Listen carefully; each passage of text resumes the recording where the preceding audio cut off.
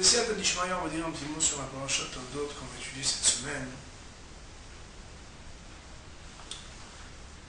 On assiste à la rencontre entre Esav qui revient affamé des champs et Yaakov qui avait cuisiné, avant de cuisiner son frère, il avait cuisiné quelque chose à manger, un plat de lentilles, Nezid Adashim, et il y a cette fameuse transaction commentée par nos maîtres qui discutent à savoir si c'était uniquement un droit d'aînesse ou s'il ne s'agissait pas ici justement de commercer ce monde-ci contre le monde futur, un peu d'instant contre l'éternité. J'ai vu tout à l'heure un commentaire, mais les mots parlent d'eux-mêmes. Yaakov Nathan le'esav le'hen zid adashin. Alors qu'il y a eu un serment de cette transaction où Esav a vendu sa Bechora, et c'est l'anagramme, c'est son émerveille que Beracha, Bechora. Il a vendu toute sa bénédiction à Jacob et Yaakov. Il est marqué que Yaakov lui sert donc du pain et des lentilles. Vayochal vayesht, il mangea, il but. Vayakom vayelach, il se leva, il s'en alla. Vayivez Esav et Bechora, et Esav dénigra, déconsidéra le droit d'aînesse. Le Rambam Nachmanide nous dit un mot. Son premier mot sur le verset Vayivez et Bechora, de la déconsidération d'Esav concernant la Bechora, qui a priori aurait intéressé n'importe qui, nous dit le Rambam Ve'amar vayochal vayesht vayakom vayelach vayivez. Le verset avant de dire vayivez, il a d'abord énuméré qu'il mangea, qu'il but, qu'il se tint debout, qu'il alla, et après, comme s'il s'agissait d'une règle A implique B, implique C, implique D, ou en tout cas A plus B plus C plus D égale E, Vayivez et Bechora. Pourquoi? Dit le Ramban, qui a harsh achal veshata hazar asade el tsedo vezoi sibat bizouya Bechora. Lorsqu'il a mangé et qu'il a bu, et que il est retourné à ses occupations, alors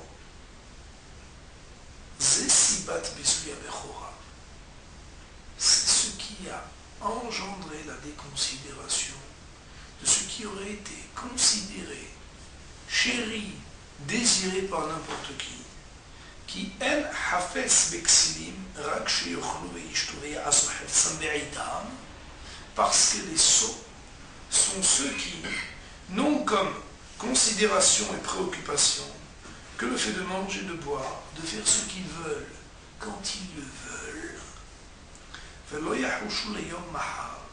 Et ils ne se préoccupent pas du lendemain. Mais peut-être qu'on n'a même pas besoin de commenter, on pourrait juste le relire et laisser un petit blanc et chacun trouverait le commentaire. Mais nous dirons quand même quelques mots. C'est que on pourrait se demander toujours pourquoi certains hommes se posent des questions existentielles, à savoir les raisons de leur existence, se rapprocher de la Avodat Hashem, de l'application des mitzvot, de l'étude de la Torah, d'avoir un ma'alach, de grandir dans leur vie, et d'autres non.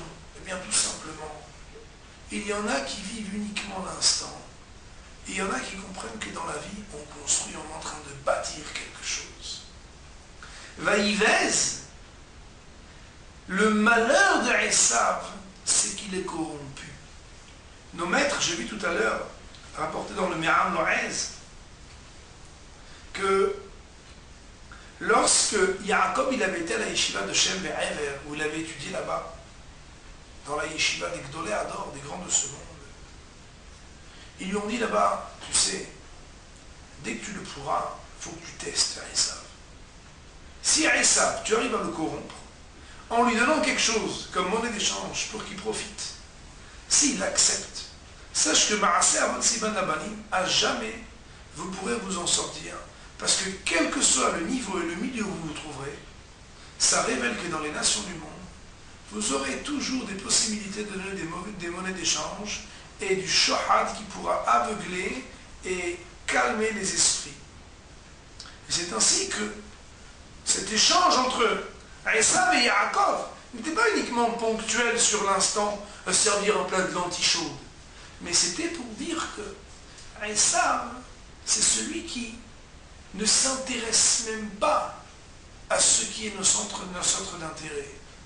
Pourquoi? Parce que c'est quelqu'un qui, lui, ne pense qu'à l'instant. Il est capable de céder tout ce qu'il y a d'éternel et de plus élevé pour pouvoir profiter de l'instant.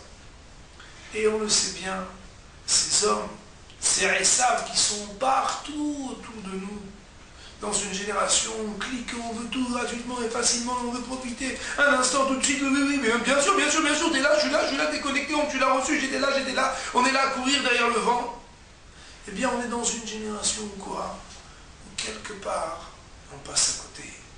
On est évasé, c'est-à-dire qu'on perd ses repères, qu'on considère ce qui n'est pas considérable et qu'on déconsidère ce qui devrait l'être.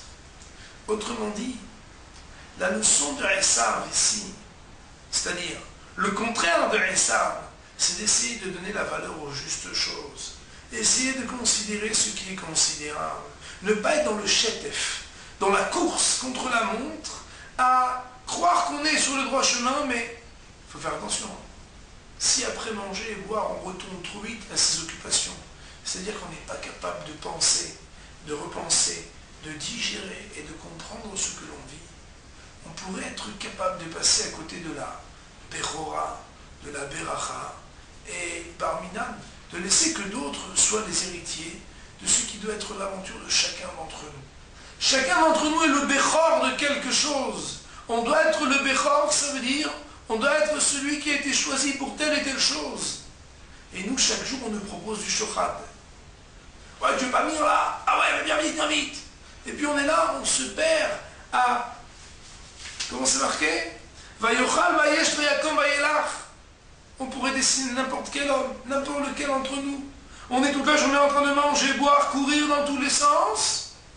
Et c'est quoi l'équation? C'est qu'à cause de ça, vaïvez, mais vaïvez est quoi? Vaïvez est amechora. Ce qui est le plus important, on passe à côté. Pourquoi?